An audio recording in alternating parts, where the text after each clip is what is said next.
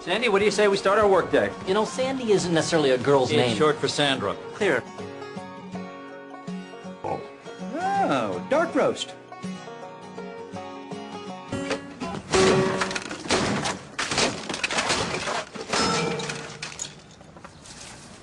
That'll do it.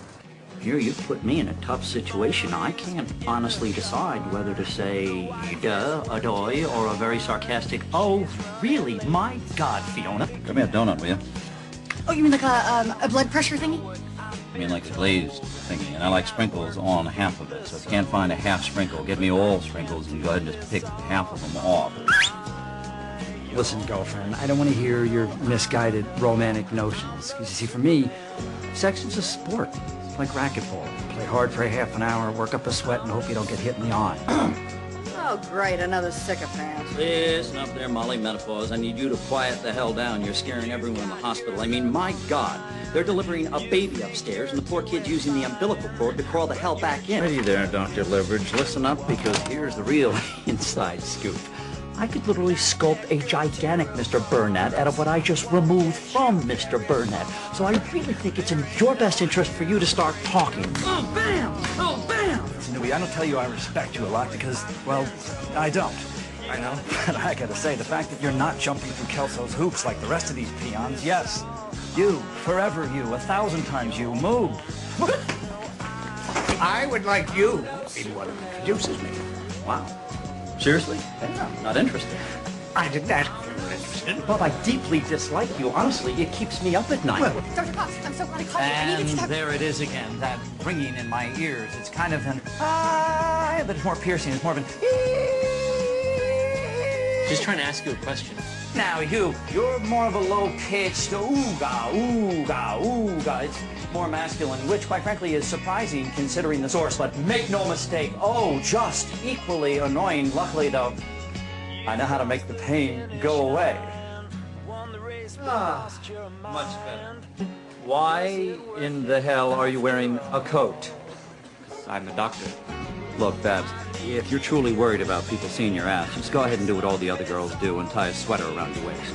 Well, now, Maggie, I can only assume that you are whiling away the morning cat-chatting with your favorite gal pal because you've already finished your pre-rounding? I haven't even started yet. Gotcha, finished. That's a good one, Newbie. My heart is racing. You are quite the prankster. I can tell you some stories. If there's a God in heaven, you never will. This is Mrs. Grayson's chart. Her private practice doctor just showed up, so I am off this one.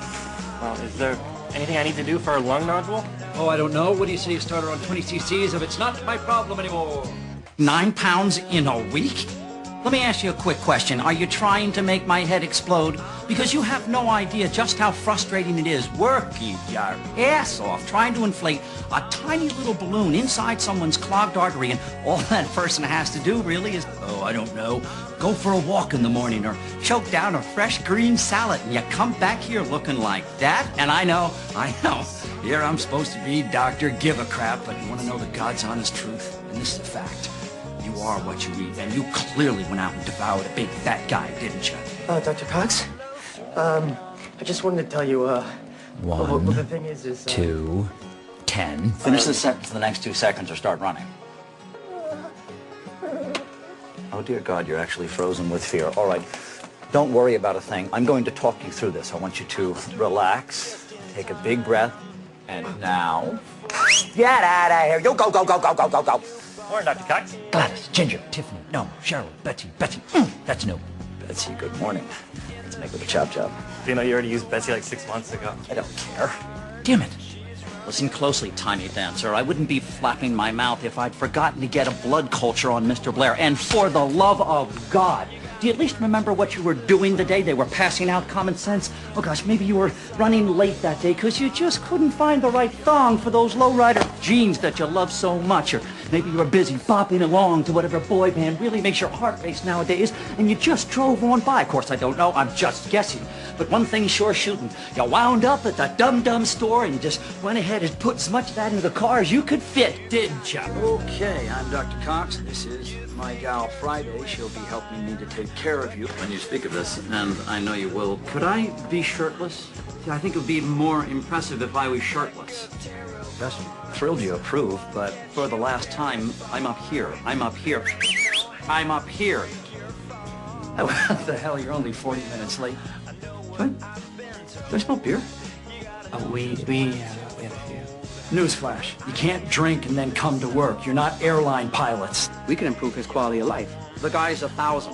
What's he gonna take a steamer over to Europe, open up a cafe, and finally meet that 900-year-old girl of his dreams? Oh, gosh, Martha, I'd love to attend your safety camp this summer. I would, but here my parents are making me go to Maine with them. So what do you say you make sure and take a lot of pictures? That way when you get back, you can both sit down and put together a Friends Forever collage. Listen there, Flowers. I know that you big scrubs are balled up the base of Barbie's bed 3 nights a week, and congrats on that, really. But if you're gonna go ahead and have a showdown with everyone who hassles her, then, gosh, you two aren't going to have any time for that sweet Aryan sex that you love so much. That's a bad newbie.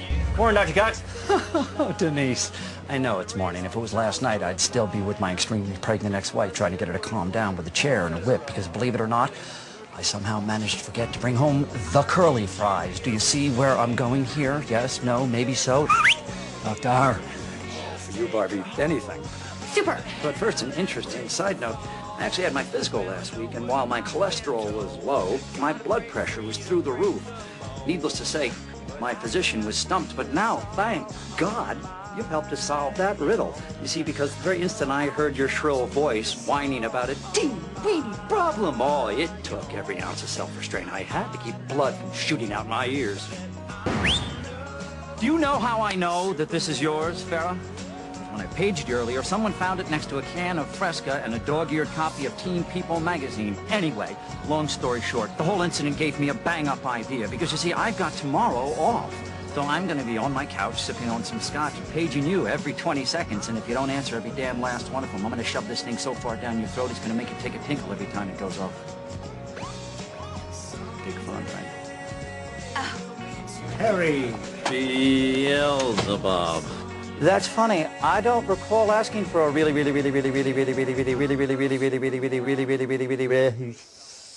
boring story. My God, Barbie. Don't you understand? No one cares. I can't. Correction, no one important cares. Oh my God, Sabrina. You had better tell me that you just had laser eye surgery and they accidentally severed the muscle that enables you to hold that lid up because you did not just blink at me. Hey, Gandhi, for your information, I attended that poor vegetable's funeral every single time I set foot in his room over the last 6 weeks. Thank God the family finally moved him over to surgery, where you guys were good enough to help him kick that nasty oxygen habit he had once and for all. Hey, chum, what do you say? Listen, I just wanted to tell you not to worry about getting that silly CAT scan on Mrs. Creedon, because it turns out I'm just going to rip her stitches open, jam my head in there, and have a look around for myself. Lassie. In response to the bestiality rumors circulating about you, I've decided to forego calling you by the usual girl's name, and instead I'm going to be referring to you by whatever famous dog I can think of. I've gone with Lassie because, of course, that satisfies the criteria of being both a girl and a dog's name, thus helping you ease into the transition. Why are you being so weird? Well, of course, that could be because he's shaving his dome so much lately that the hair is actually starting to grow inward. It's an affliction commonly known as the infro. But if I were to guess just exactly why he's been acting weird lately, I would say it's because he's the one who's been steering your patients away from you. Discuss. Bam! Bam! Would you say you've been in contact with many exotic primates this year? I have been to the zoo, yes. And while you were there, did you go ahead and jump right into the cage and play toss the poop with the other monkeys? Because if you did, then yeah, you just might have Yaba. But if that's the case, it would be way, way down on the list of your problems. What's the deal there, Gandhi? Are you gonna be a bride? Oh, come on. This is one of those very small windows when I'm borderline interested in your life. Harry! Hi, how are you, etc. The wife and I just took out a new insurance policy, and I need a physical. The day I willingly cradle your dusty old twig and berries and get a whiff of your chronic halitosis while you turn your head and cough is the day you can look for me up on the roof singing I Believe I Can Fly.